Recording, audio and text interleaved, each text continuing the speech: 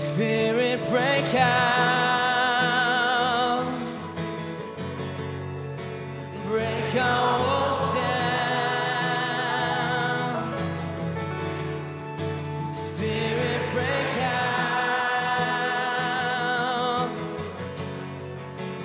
heaven come down. Our Father,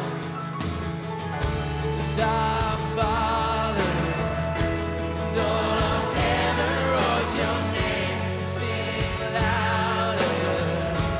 Let this place erupt with praise. Can you hear it?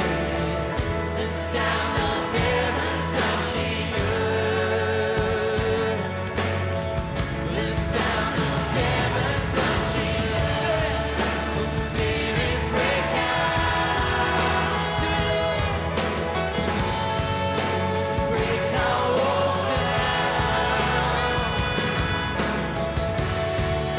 Spirit, break out. Heaven come down. King Jesus, you're the name we're lifting high. Your glory shaking up the earth and sky. Revival, we want to see your kingdom. We want to see your kingdom. Spirit, break out in our lives, in our nation. Break our walls down. Spirit, break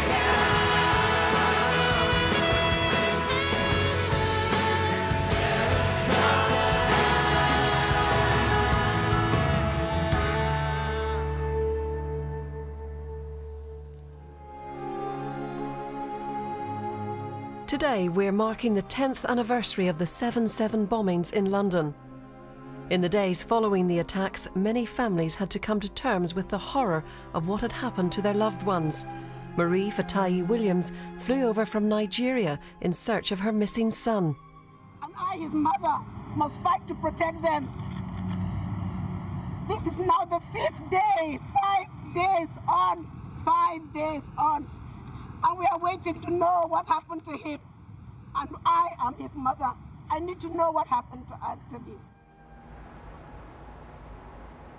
Marie made that impassioned speech on the steps of St Pancras Parish Church, close to Tavistock Square, fearing the very worst for her missing son, but not yet knowing that he had been killed in the bus bomb blast. He was just 26 years old. Today, Marie has made a special trip from Nigeria to remember her son Anthony and has invited me to meet her at a memorial mass at her Catholic church. Every Lent, I go through pain of remembering Anthony's blood spilled at Tavistock Square. And I remember Jesus Christ on the cross, and I'm saying, he's not Christ, he's not the Son of God, but yes, he's a child of God. God doesn't wish death on anybody, he wishes us all life. That's why Jesus died, for us to live. Nobody wants pain, nobody wants to sacrifice their children, but we just sit pretty in our places of comfort zones, and we don't reach out. That's why I'm so pained, because I wish I could have the magic wand to do something.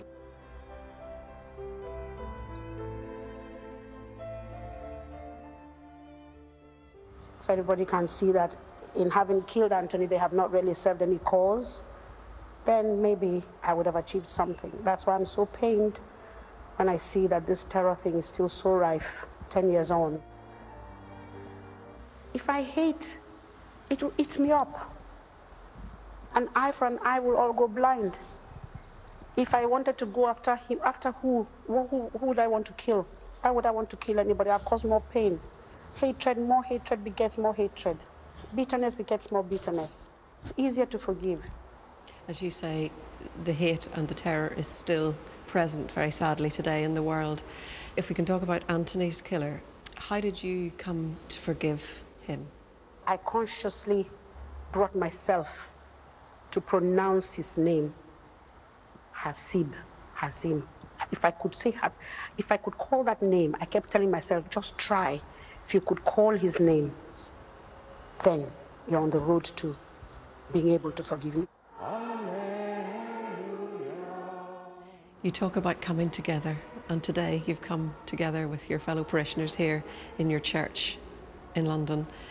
What does it mean to you to be here today, 10 years on? It means everything. I want to just use it to say thank you to all those who stood by me, who called me, who sent me messages. Because without them and their prayers, I don't think I'd be here today. This community supported me. Because one mother came to me and said, I don't know how you do it, but I couldn't imagine how I would cope if I lost my son. But look at you 10 years on, and I says, ma'am, not by my power, not by my might, but by the grace of God, go on.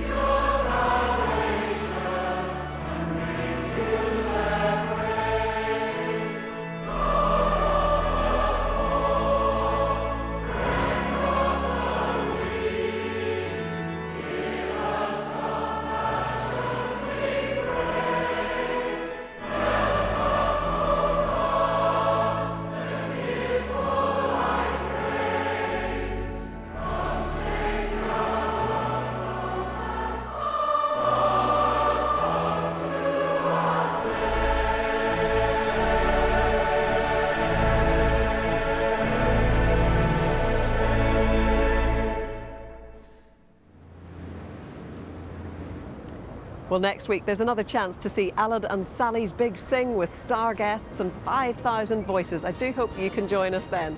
But we end today's show moving over to the Monastery, Manchester, as the BBC Philharmonic Orchestra join the Huddersfield Choral Society for this wonderful final hymn. Bye for now.